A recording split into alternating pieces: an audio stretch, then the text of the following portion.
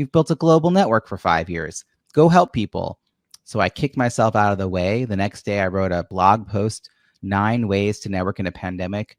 And looking at that list Thursday night, 8 o'clock at night Eastern, I thought, wow, I should do one of these. Number 3 is host a virtual happy hour. Now, I've been using Zoom for years, but for like one-on-one calls and interviews and some group coaching and masterminds, I had never looked at the settings. I didn't know I had access to breakout rooms, for instance, but I decided I would host a virtual happy hour. And the next day at 5 Eastern is when it happened.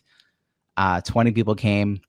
You know, I had some good instincts and some training about how to facilitate virtually.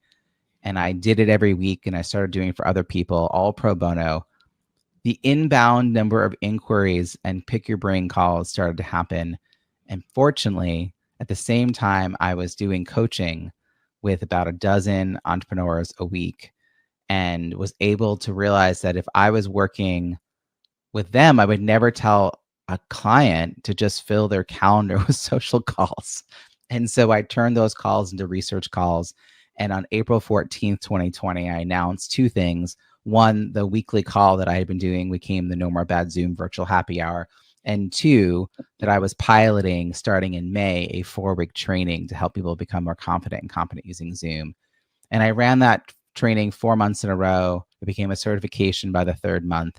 And by August, companies started reaching out, asking me for help.